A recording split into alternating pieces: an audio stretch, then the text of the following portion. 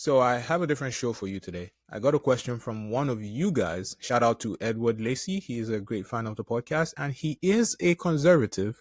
As I always tell you, everybody is welcome on this channel, irrespective of what side of the political divide you sit on.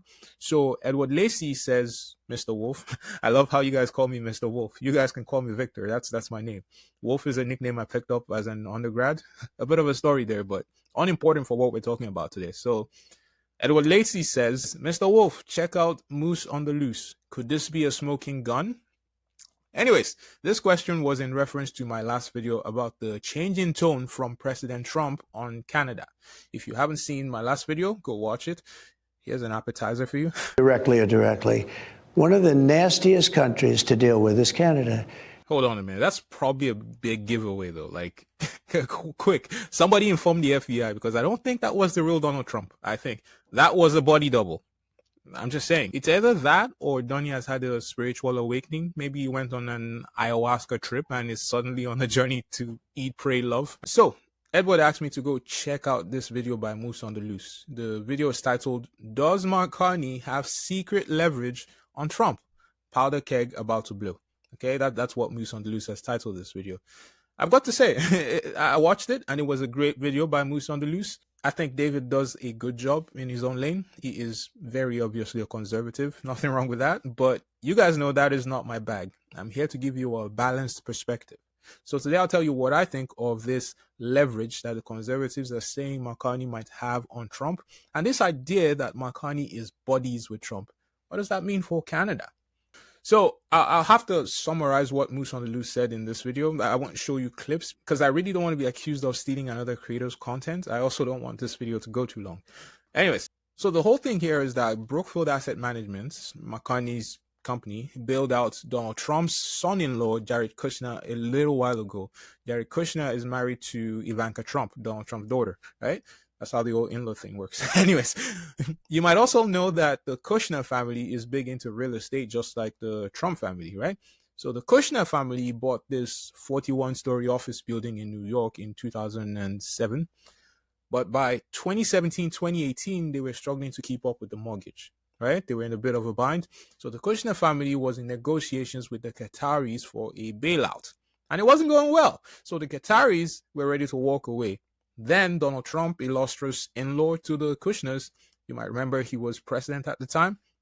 So sometime in 2017, the US changed its policy on Qatar. So they put a blockade on Qatar. It's kind of similar to what they have right now on Iran, because at the time they were suspicious that Qatar was sponsoring terrorists, right? And the Qataris seem to think the blockade was linked to their decision to not help the Kushners with their bailouts, right? So the whole conspiracy here is that this blockade was all designed to pressure the Qataris into a deal with the Kushners. You might also recall that Jared Kushner was a special advisor in Trump's first term. He had a special role in brokering peace in the Middle East, right? Here's where Brookfield gets involved. So around 2018, the Kushners reached a deal to bail out 666 Fifth Avenue, which is the office building I was telling you about, through a 99-year lease to Brookfield Asset Management for about $1.1 billion. Around that time, Qatar invested some money in Brookfield, and obviously they've had other collaborations over the years. Anyways, so the blockade on Qatar goes away. And Brookfield now has a stake in this lucrative piece of real estate that will be printing money for them for the next 99 years, right? That was the deal. So there are elements of this deal that stink of favors. You know, you scratch my back, I scratch yours.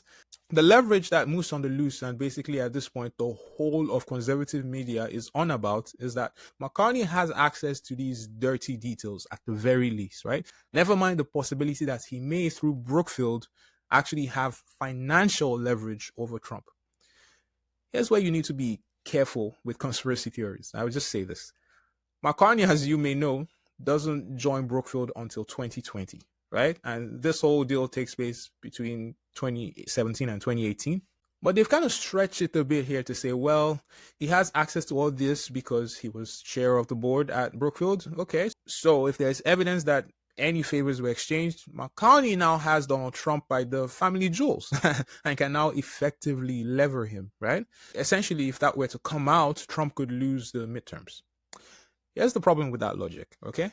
I don't think there is one person who voted for Donald Trump that voted for him because he was an upstanding gentleman. Like, I don't think that even, like, nobody voted for Trump because you thought he was clean. I don't think anybody was at the ballot and went, oh, I know a guy who would never exchange favors for, like, for anything, right?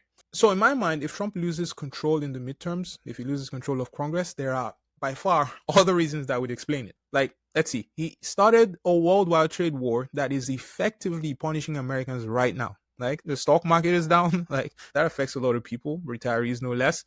A lot of government employees have also lost their jobs in the midst of his sort of reforms and whatever. There are bigger reasons why Trump might lose the midterms. So I think it's a big stretch to be like, yo, if Mark Carney discredits Trump, this would damage him. Guess what? The American populace knows exactly who Donald Trump is, and they still voted for him. Also, why is no one talking about the fact that Trump has nothing to lose? Like, he can't legally run for president again. Like, he can't run again. Emphasis on legally there. He is done after this. Just about the only issue he might have is implementing his agenda if he loses control of Congress, right? But here's the other thing you're not thinking about. Executive orders. Quick, somebody tell me how many executive orders Trump has signed since he took office in January. Like, he is bypassing Congress as much as he can anyways. Like, it would be more expedient to have control of Congress, but I'd argue Trump would still be peachy. Either way, it doesn't matter to him. But you know what? I want to entertain this idea of a dangerous Mark Carney with leverage over Donald Trump, you know? I love how this freaks out the conservative media. They're like, who the hell is this wimp? Why is Trump respecting a liberal? This is not how we own the libs, right? Not gonna lie, his speech after the call with Mark Carney was kind of bizarre. It was, right? Let me read you Donald Trump's post on Truth Social after that call with Mark Carney. He said, I just finished speaking with Prime Minister Carney of Canada. It was an extremely productive call. We agree on many things and we'll be meeting immediately after Canada's upcoming elections to work on elements of politics, business, and all other factors that will end up being great for both the United States and Canada. Thank you for your attention to this matter. Ooh, like, he called him prime minister, not governor, and didn't refer to Canada as the 51st state, and then says, thank you for your attention to the matter. Oh, that is scandalous, you know, that is so scandalous. As I said in my video, I don't know what to do with this new eat, pray, love Trump. It kind of freaks me out too, I'm not going to lie. Like, clearly it freaks out many conservatives as well. Why is Donald Trump respecting Mark Carney? Well, the other thing you guys need to be careful about here is this. If Mark Carney has leverage on Trump, maybe that's the reason he respects him all of a sudden, how will Mark Carney use it, right? Moose on the Loose suggests he might leak the information somehow and totally torpedo Trump. Trump would then respond by placing heavier tariffs on Canada that will kill everything, kill our industries, kill our jobs, you know, that kind of thing. All right, I think that's a little dramatic, but I'll entertain it. First of all, Trump's core followers, I'm not talking about those that regret voting for him all of a sudden. I'm talking about the diehard Trumpers. That information changes absolutely nothing for them. It changes nothing. Like, this is not something that they don't already know, right? It's not something they don't already know about Trump. I'm confident that his base will find reasons to believe him no matter what you say. Don't you worry about that. They will believe him anyways. So what use is your leverage if it has no effect? But the other side of that was, hey, Trump might react poorly and fire off some tariffs against Canada. Hello. Like, hello. That's where we are right now. That's where we are right now. The truth is, there's only so much retaliation we can do before we start punishing ourselves, right? We have to negotiate with Trump anyways. Like, we have to negotiate with the Americans. If anything, just to stop the uncertainty. You know it. Pierre Poilievre knows it. Mark Carney knows it. We cannot sustain a prolonged trade war with the U.S. We all know this, right? I think it's better to approach the negotiating table with some leverage, don't you think? Like, if Mark Carney does have some leverage, that is good. Let's assume Mark Carney does have some leverage on Trump, you know, enough to humble him and make him show some respect. Here's why I don't think he'll use it, no matter how damaging. Let's say it's something big. I can't imagine what that would be, but honestly, I don't think even a sex tape would be that damaging to Trump, right? His support is a literal cult, right? So I don't even think a sex tape would damage Trump at this point. But let's assume that nuclear option exists, right? Unfortunately, it is mutually assured destruction, as you know, with nuclear weapons, right? I just don't see that leverage being used. Many people assume Mark Carney is in it to sell out Canada and that he's doing all this for money. In my opinion, I think Mark Carney is doing this for legacy. The man is 60 years old. He has worked everywhere, rubbed shoulders with the who's who in the world. And he has a lot of money. Someone's going to tell me, when does a rich person ever have too much money? Fine. But I personally think Mark Carney is in this for legacy. I don't think a man like that will throw away his legacy by getting into a nuclear exchange with Trump. If he does win, I don't think he wants to be remembered as the man that totaled Canada forever, right? I don't think that's what Mark Carney wants his legacy to be after working all these years and doing all these big things that he's done in his career, right? That's just my thought. So I think this is more about respect from Trump. Maybe it is about favors. Maybe Mark Carney does have some influence on Trump. That's a good thing, I'll say. That's a good thing. And here's why. We've had Trudeau in office who Trump absolutely loves. Zero influence on Donald Trump. If anything, Trump wanted to see Justin Trudeau humiliated in front of the world. On Poilievre's side, there is no evidence that he has any influence whatsoever in Trump's circles. I think the good thing about Pierre is that he seems to have the common sense to try and diversify our economy away from the United States. My whole point here is that you can talk as tough as you want, but we cannot inflict as much damage on the United States as they can do to us. That's a fact, right? We can do some damage, but not nearly enough, right? And are you really prepared to see how far Trump is willing to go to get what he wants? For me, my major issue was the rhetoric, apart from the fact that he was trying to take our jobs and all of that stuff and was negotiating in bad faith. Okay, so but the major issue preventing negotiations, I should rephrase, was the rhetoric, the whole 51st state talk. Like, because how do you negotiate with someone that's trying to take your country, right?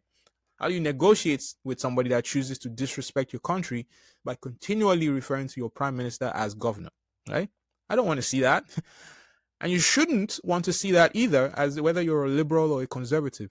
It disrespects every single one of us as Canadians.